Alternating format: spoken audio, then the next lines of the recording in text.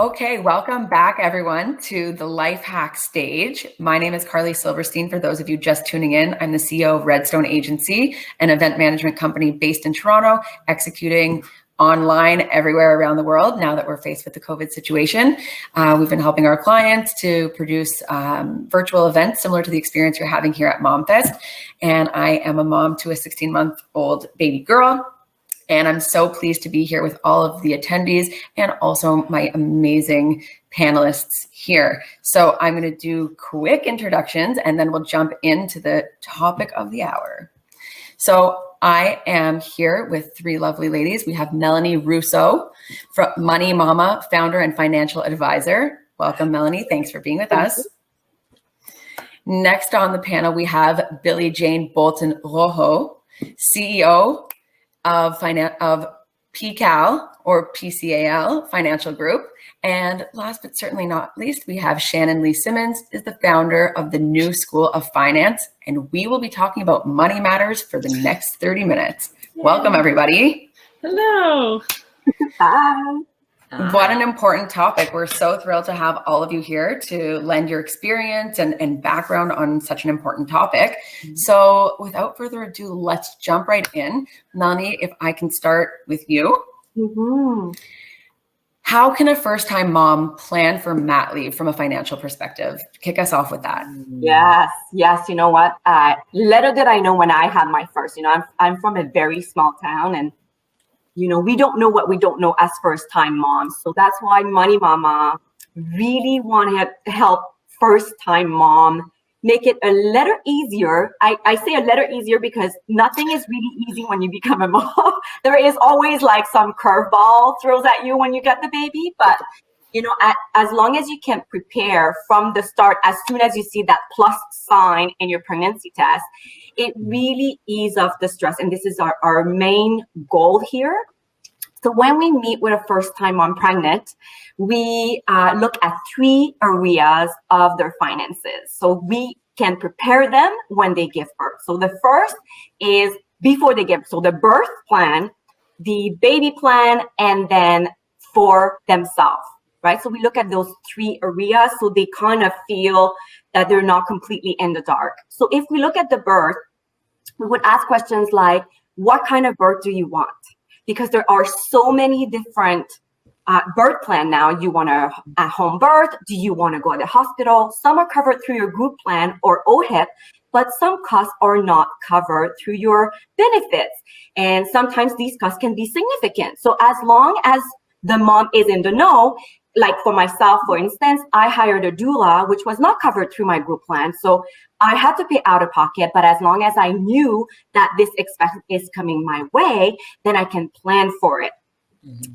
So for instance, midwife are covered by OHIP and of course OBs, right? But also if you want a private room versus a semi-private, or, if you want to have 4 babies and you're in the same room, again, those are costs that are not necessarily, most group plan would cover a semi-private room, but if you want a private room and you want to upgrade, then know that these costs are about $400 a pop, right? A day.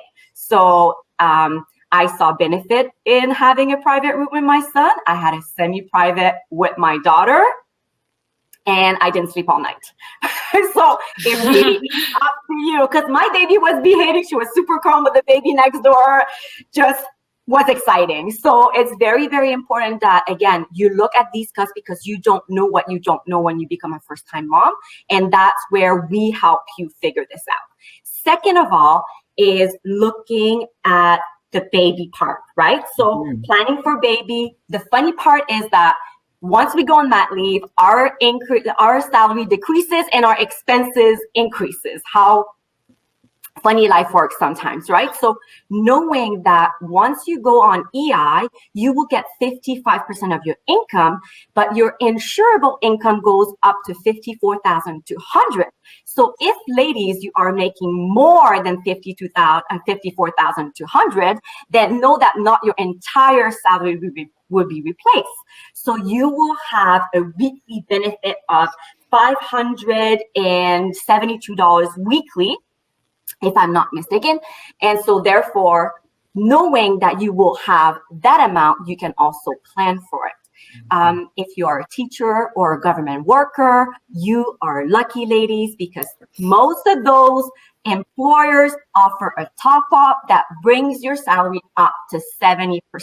So again, it's to be in the know. So ask your HR department or your control of your company or your employer to say, when I go on EI for mat leave, am I going to get 55% or am I eligible for a top up, right? So because it's significant. Daycare costs. Daycare score cost is major. It is absolutely major. And little did I know, when I got pregnant with my son, I did not put my son in a waiting list. So ladies, as soon as you get pregnant, put the baby on this waiting list, because it took 3 years for my daughter to get in. And I had placed her, I didn't even know the sex of my baby. That was my second time around. But with my son, I was just very lucky. So again, being in the know is, especially if you're self-employed, lady, sometimes we feel that we don't qualify for subsidies.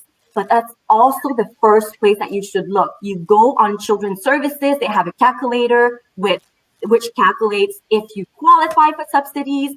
And therefore, you can look at their list of daycare approved, home daycare or private daycare, and therefore put yourself on the waiting list and select those daycare according to the one that actually support subsidies, because you know that you're going to be eligible. Visit them, select 3, put those baby on the waiting list, and then figure out the cost, right? So if it's $1,200 a month, for instance, now you are in the know. As soon as you know the price, you know where they're going to be heading, put 10% of this cost already aside.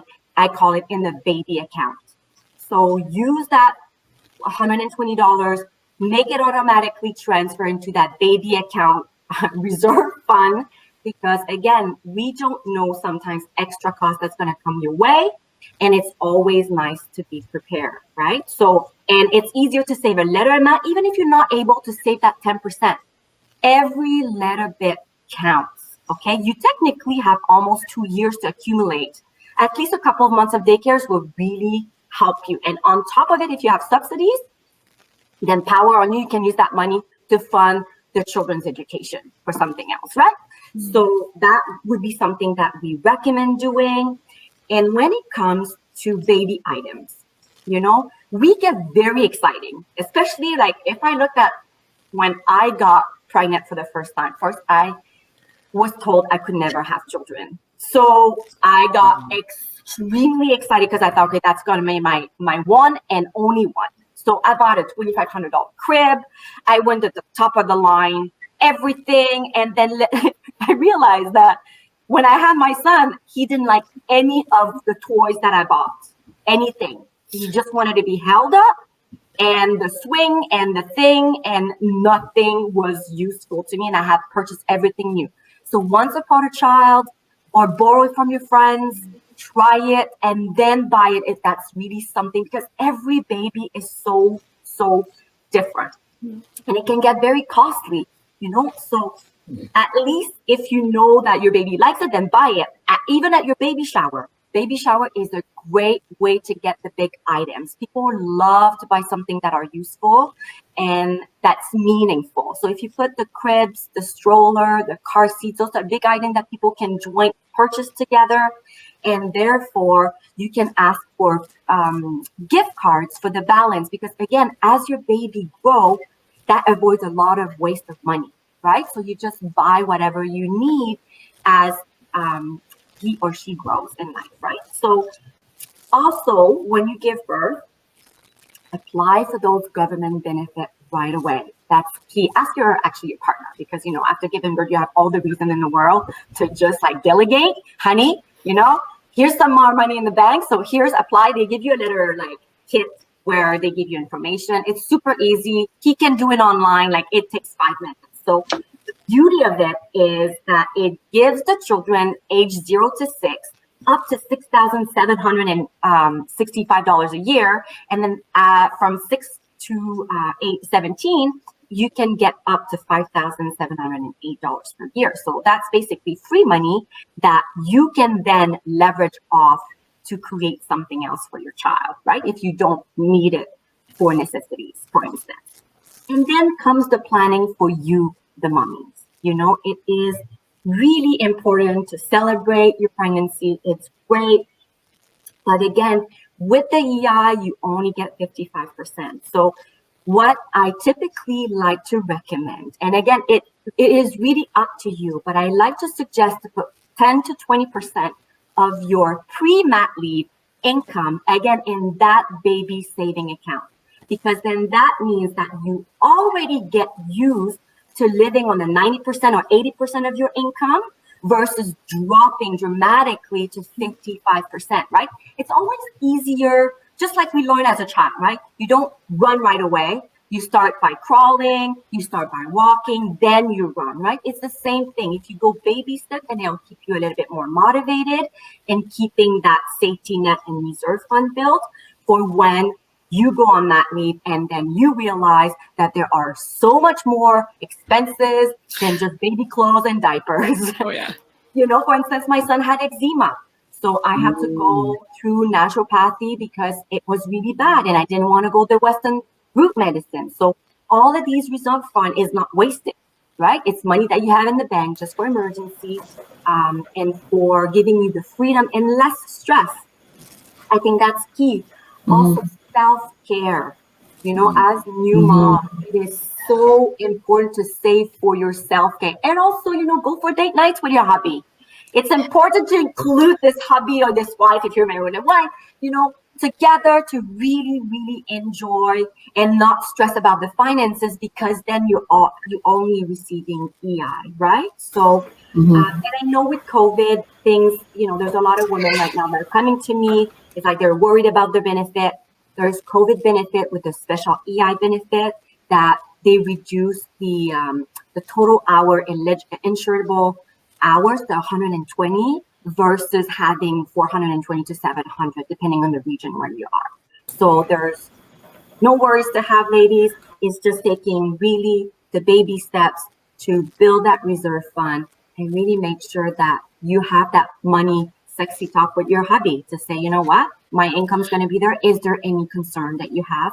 And then you work it out together or with Money Mama. Awesome. We're here to help. Yeah, no, that was great. That was an awesome intro. Lots of great points there. You did talk about the family unit and the partners and all of the kids. And I just want to shift this to another first. So, you know, a first-time mom. But now let's talk about being a first-time homeowner or looking to make that step in light of being pregnant. So, Shannon, I'd love to hear your thoughts on lots of families feel like they're already bursting at the seams in their current house or apartment. I know I'm in downtown Toronto and, you know, we're spending a lot of time at home and condos are small and expensive. So what are some financial tips that you have for families that are looking to buy their first home, maybe renovating an existing space, moving all together? Yeah, tell us your thoughts around that. Yeah, sure. I think COVID has also put that front and center for a lot of people who are like, I need to get out of this space wherever I am. So the advice I would give would be the same for everybody, whether you're looking to go from renting to buying or whether you're looking to rent a bigger space and maybe you're pregnant or maybe you're just about to head into those very expensive daycare years. What you want to do is a couple things. So number one, interest rates are really low right now, which is good, but that also for buying, but it also can lead to affording houses that you can't really afford. And I think that is like the big thing that's been a problem before after the 2008-2009 crash, and it could be a problem again now because a bigger mortgage has a smaller monthly payment if the interest rates are low. So I usually like to you do your application or you go into an online mortgage calculator, punch in, what would my down payment be? I want to buy an $800,000 house. I have, $100,000 as a down payment because I've been a super saver for my whole life. And so now I have the $700,000 mortgage. Cool. We can afford that. That's it. I'm done. That's it. That's life, right? But it's so not. There's so many more things that go into buying a house or even selling your current house and moving into a second place. So we want to think about all the other fixed costs of your life that you can't get out of. Your car payments, your life insurance, any other debt payments that you might have that you are that's going on there as well. And then the bigger, like your utilities, your cell phones, your subscriptions to Netflix, like all that stuff that you're not going to get rid of, even though you've bought a house. So it's not just about the mortgage and the heat and the utilities and the property tax. And then as parents, hello, daycare, hello, like hockey or piano or whatever it is. So one thing that I often do, I call it baby proofing your finances. So if you don't have kids yet, or you're on the precipice of raising a human, I often will just stick an extra grand in, just throw in $1,000 a month, right on top of that mortgage payment, right on top of that rent. And here's why. When you're in the throes of mat leave, to Melanie's point, of mat leave or the really expensive daycare years, $1,000 a month is actually probably way less than what your expenses are going to be, right? Like I know in Toronto here, like my daycare bill is well over $2,000 a month for both my littles, more than our mortgage, which is like, wow. But that's not forever. That's just for now. So one thing that you want to make sure that you're thinking about is like, okay, so in these early years, that's probably not going to be enough, but then it does go down a little bit. Like you're not going to be in those daycare years forever or in mat leave, but it is going to be replaced with something else. The cost of raising a human is a thing that, you know, you're going to be paying for quite some time, and it just kind of morphs into something else. So often people will do a housing affordability, you know, budget, and they don't throw in the cost of raising future kids, whether it's your first kid, whether it's your second kid. So, you know, and StatsCan says that the average cost of raising a human in Canada is around $13,000 a year. So I think that $1,000 is kind of a kind way to do that, and like dip your toe into what it really costs and make sure that you're not buying a house you can't afford, because you don't, you know, you may not be house poor, but you might be baby poor by the time the second one rolls around. So that would be my big tip to anyone, whether you're going to buy or if you're refinancing or you're going to sell your current house and buy another one, just making sure that you're factoring in all the costs of your life and the costs of having kids, because even though they might not be here right now, they will be coming down the pipes. And that's that, yeah. Awesome. So many great points. We've been talking about daycare. It's been alluded to. It's very expensive, and that's, you know, one of the childcare options early on. But let's talk a little bit more on longevity and child education. So, Billie Jane, I'd like to throw this one to you. Child education, it's really important to, I would say, to everybody. So what strategies can we use to ensure that it's fully funded, or that we're saving right from the get-go all the way through until, you know, post-secondary and beyond? Yeah, no, I mean, first of all, Melanie and Shannon, you guys shared some really awesome points. I'm like, seriously, like taking notes, because, you know, continue to learn, you know, from everyone, right? So I'm hoping everyone has their pen and paper and taking down these notes and to sort of supplement the conversation, especially going off of a lot of what Melanie said, which is so great in terms of preparing for having baby. One of the things that Melanie did speak of is, you know, some of the money that you get from the government. It's the Canada Child Benefit. And I love, Melanie, that you've tasked partners to get on those applications while we're adjusting to baby, because it does take time for those funds to come in. But one thing that I love both about what Melanie and Shannon were talking about as it relates to budgeting is, you know, I'd love to add to that is consider your budget. It can accounting for a lot of the input that they put in, but also sort of closing your eyes kind of to this Canada Child Benefit. So then, you know, for some of us, we may need to tap into it, but if we can close our eyes to some of it, totally, we can use that to fund our kids' education. And it's brilliant. You're taking government money. It's going to earn you more government money and grants, and it gets to grow without being taxed. Like, you know, it's a fantastic way to utilize the Canada Child Benefit. So that's one huge strategy. Close your eyes to some of that before you integrate that into your budget, because it's very hard to part with it once it's part of your budget. Okay. So close your eyes to part of that and think of it. It's money for the baby anyway.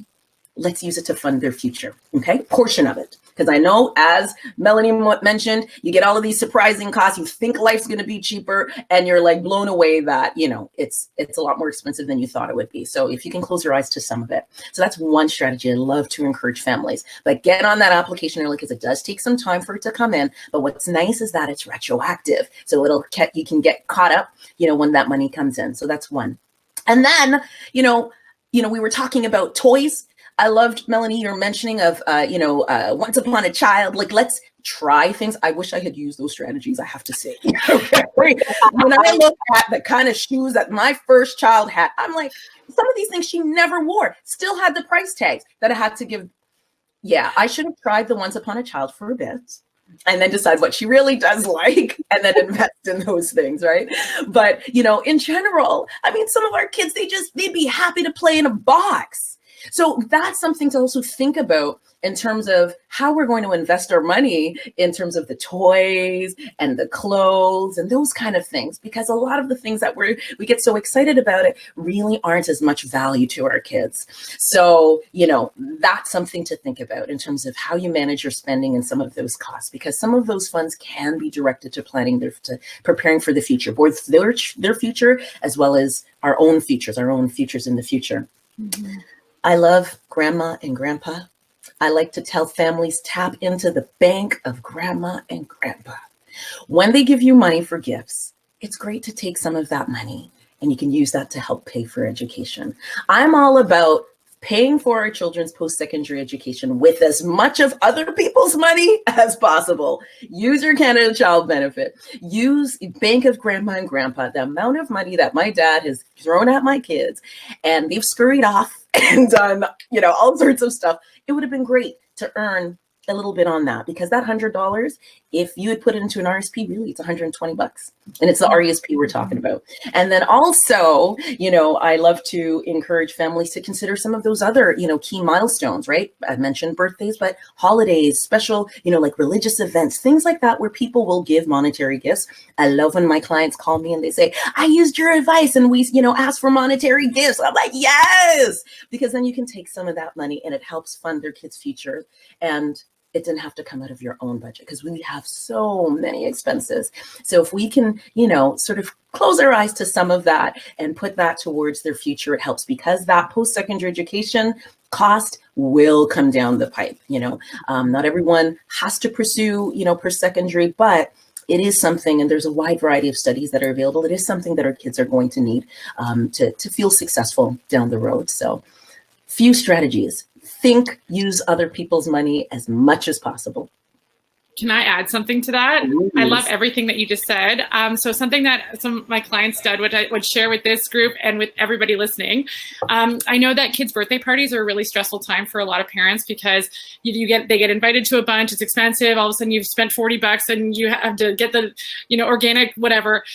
So a lot of my, and the thoughtful gift, right? And so a lot of my clients, I've promoted this strategy, which is exactly what you're saying. So parents saying, hey, no gifts.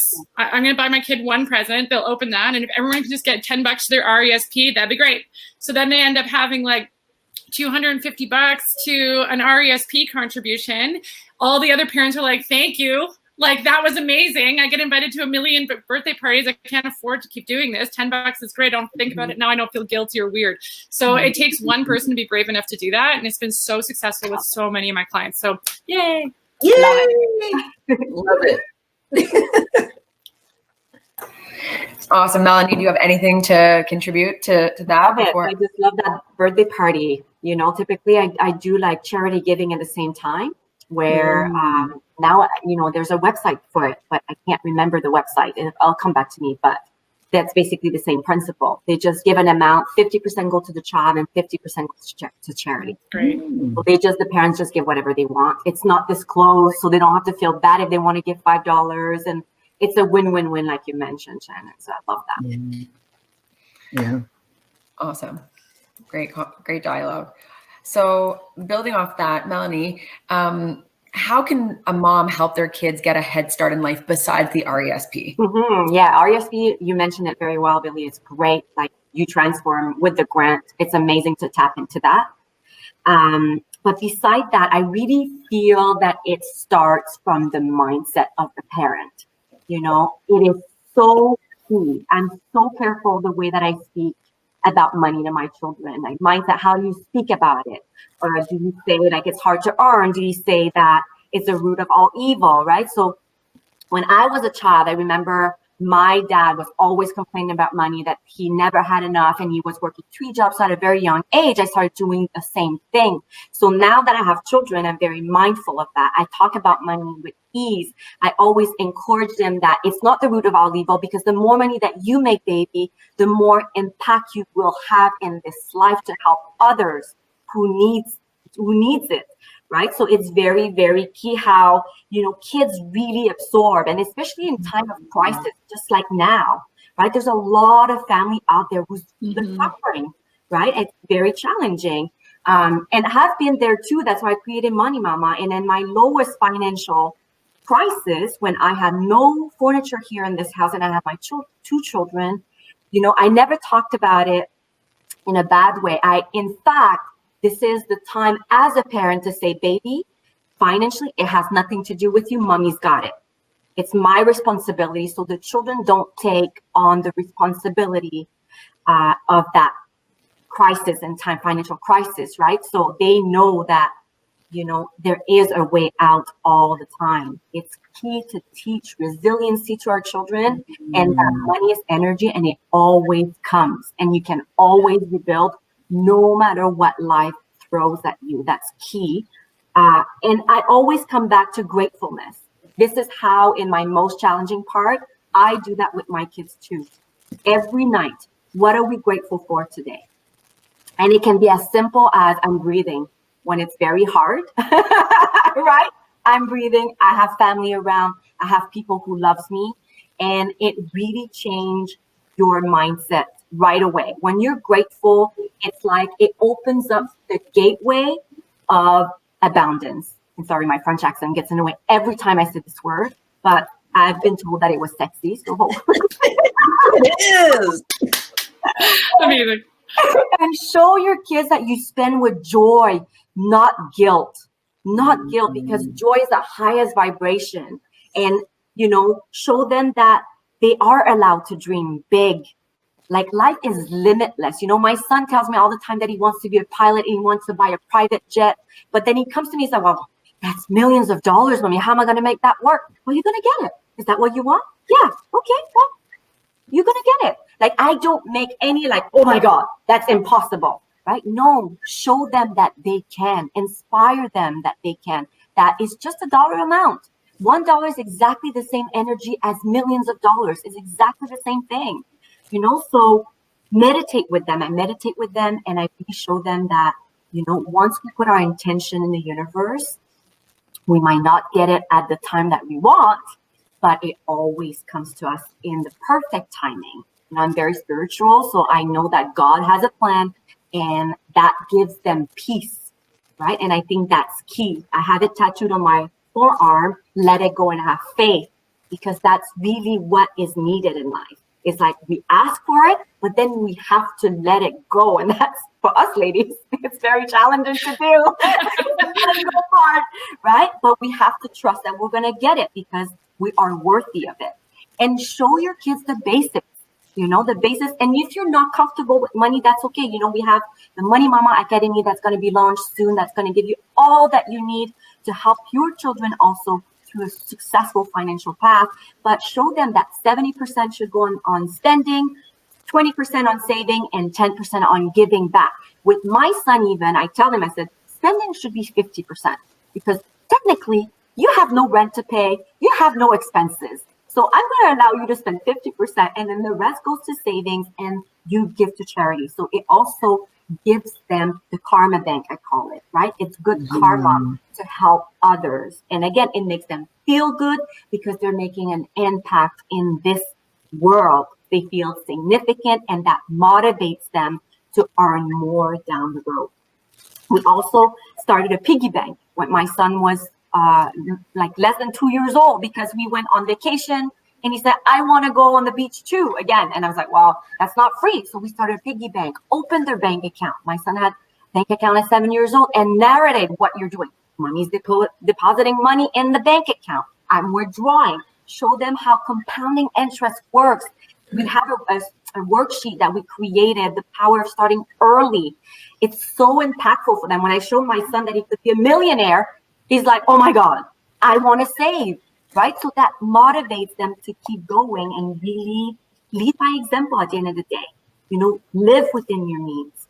Tell them if you have financial challenges, right? I don't call it struggle, but challenges. So they know that life, you have to be real. I believe in being real with my kids and say, you know what? Yes, this is challenging right now, but mommy is going to rebuild.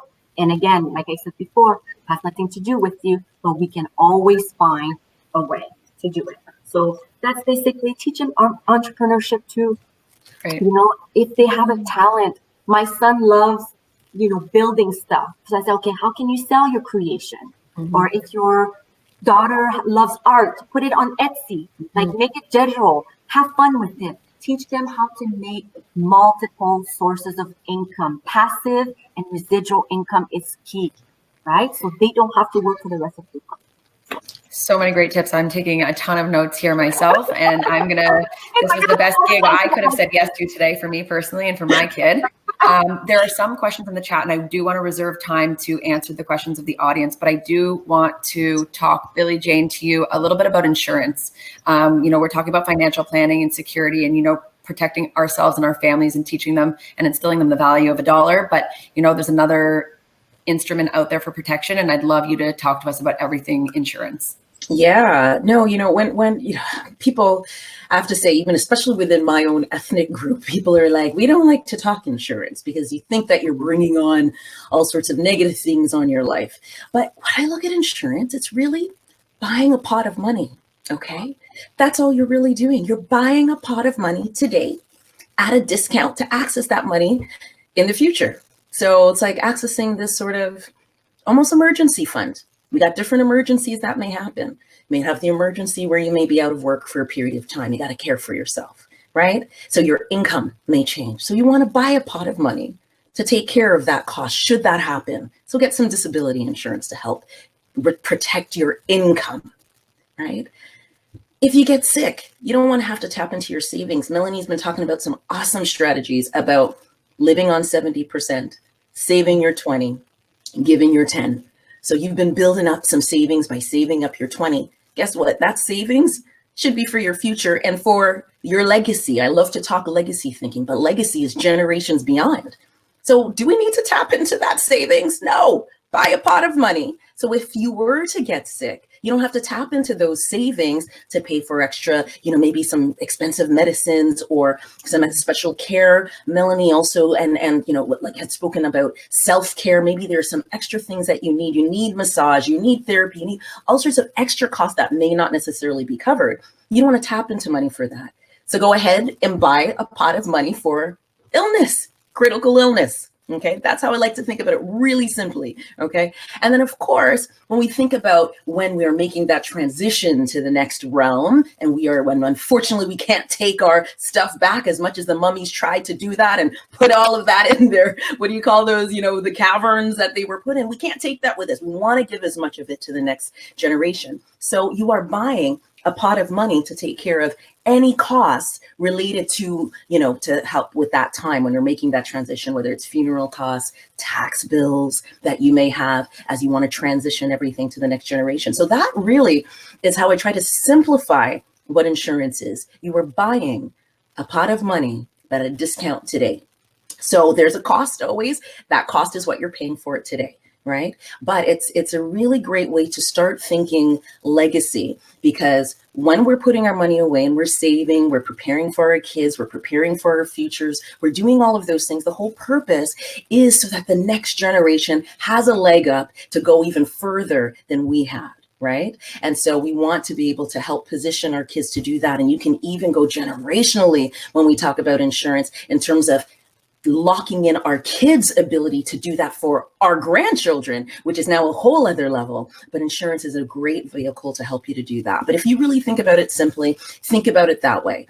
Insurance is buying a pot of money to take care of any emergency that we may face in life, whether it's, life insurance or property insurance. It's really a pot of money to help you through that time. So it is a very important thing for you to, in addition to saving and, putting money away for the future, it's important for you to protect yourself for the unexpected, because the way things are, we know the unexpected isn't expected, right? So we want to put something aside to prepare for that. But what's cool is that you can tap into it at a discount. Food for thought. People don't know we think about it that way. Yeah, no, that's a great way to look at it. So I have some other things that I could ask you. I'm going to go to the chat here. There's been a couple of questions here. Okay, so we talked about some other strategies aside over and above the RESP, which is great, Melanie. I think all of you actually touched on that. The next question we have from Benita is, how old when would you give your kid access to a bank account? At what age, or what's your process in terms of, enabling your child to spend their money and save their money? And let's answer that question. Yeah, great question. Can I answer this one? Sure, over to you. Personally, I think it really depends. You know best how mature is your child and the level of understanding that your child has, right? And depends if you also start talking about money. So you can start really slowly. I always start talking about money yourself. What is mommy doing? Bring your child to the bank and see how he or she reacts. And if they're asking questions, right? That's the first step.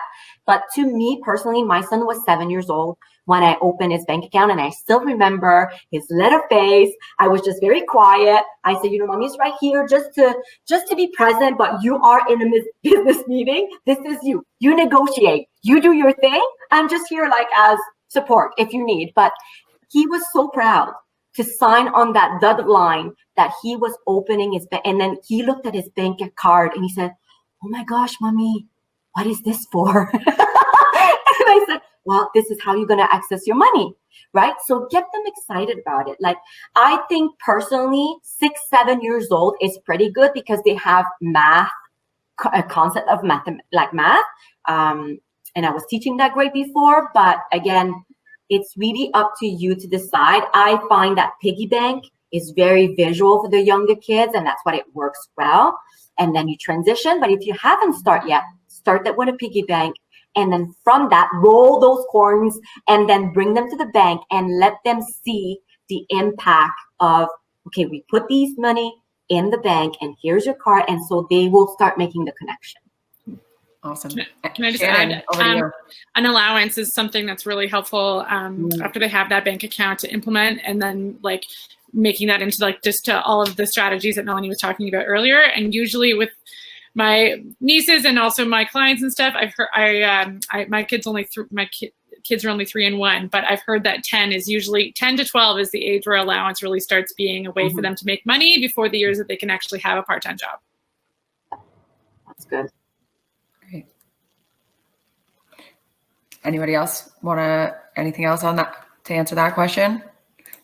No? Okay, well, we only have 3 minutes left, and there's 3 of you. So I'll give each one of you about a minute to just, final thoughts, lasting messages. And Billie Jane, let's start with you. Oh, awesome. Well, this has been such a privilege. I enjoyed sharing the stage with, the 3 of you. It's been awesome to share some insights. I really loved, how we actually did cover the breadth of information from preparing to having your baby to, planning for your baby's future. And then even thinking about, I love the discussion about preparing for home ownership or transitioning through, because those are all really key things. And I think just the fact that parents are tapping into this, moms, with MomFest, tapping into this information is fantastic. And I'm absolutely honored to be a part of it. I love my focus is insurance and education savings, but I love to consider myself even, a bit of an education funding strategist, because we do the best that we can to save ahead for our kids. But I want parents to always feel that there are possibilities for their kids, even if they weren't able to pay to save everything that they wanted to for their child's education. There are strategies for kids to fill the gap. So never feel that there is a loss. There's opportunities for kids to get scholarships, tap into all of their gifts. Melanie mentioned entrepreneurship, things like that. There are so many strategies. So regardless of where you are in your journey, I want you to feel encouraged that whatever you decide to do, have some wisdom with it, know that you're doing a great thing and getting started, and equip your kids with the strategies to help them, fill the gap as they get older. The burden does not fully have to be on your shoulders. Amazing. Thank you so much. Shannon, over to you. Sure. I think I'll echo everything that Billie Jane just said, totally. I think what I would love to leave everybody with is just a little bit of hope. And it's really hard. There are really hard years when you're a parent. And I often use the analogy with my clients that there's a whole bunch of competing goals We want to do all the things. We want to get the awesome insurance policy. We want to get the RESP. We want to put money away for retirement. We want to pay down the mortgage. We want to go on a family vacation when COVID is over. And so, but like, you know, I think that we often have to think about us first as a financial team or the financial unit. And like, you know, on an airplane, when you put the mask on first and then you help your kids. So financially stressed out parents, it's not ideal for all of the growth strategies that everybody's been talking about today. So making sure that you have a financial plan. I think that's my number one tip, is to make sure that you sit down with somebody and math it out. And even if it's for the next year or the next 5 years, having somebody who can look at that and say, you're good, here's what we're going to do, and here's how we're going to do it, can provide no 3 a.m. wake up calls when you're like freaking out, wondering how you're going to get it all done, because a lot of times it's just a matter of cash flow strategy, to everyone's point, and it's not maybe as scary as you think it is. So I think having a financial plan is like the greatest gift that you can give yourself as a form of self-care. Yeah. Agreed. Yes, I love that. Absolutely agree. Wonderful. People are asking if there's any handles or websites that they can follow each of the three of you on. So if you want to post that in the chat before we conclude today. Some mamas are looking to get money savvy with you guys. So Melanie, your final thoughts before we close out here. Yes. You know, again, I third everything that these wonderful ladies said. I think one thing in life that I have learned the hard way is to really take wherever you are, wherever situation you put yourself in, no matter how much debt you are in, don't judge it, seek help. There's 3 of us here that are so happy to assist you. That's why we are here today, to share what our skills are, to help you level up in your life, no matter what it is. At the end of the day, you don't need fixing. You have all the abilities to create the life that you want to create. And, you know, you just are worthy. You're worthy of everything that you want. So also, I wanted, before we go, like I said, we have the Money Mama Academy that's going to be launched in a couple of months. And to thank Alana for putting us on this panel, I love to offer 50% off. But you guys need to go on my website and put yourself on the waiting list in order to get that 50% off. And check your junk mail, because you need to confirm your email and it goes to the junk mail. And so if it's not confirmed, I am not allowed to send you anything information wise. So I'm just very honored. Thank you so much, Carly, for hosting. And yes, thank you, Carly. It was an honor to be with you too. And thank you so much to MomFest. Thank you. No, the pleasure was all mine. And thank you to Alana and her team for inviting me to moderate this panel. Like I said, it was the best thing I said yes to in a long time, because I gained some frontline tips that I'm definitely going downstairs to talk to my husband about immediately. So thank you, ladies, for your time and your expertise, and for everyone tuning in, and have a great rest of the day. Yeah, thank you so much. Bye. Thank you. Bye.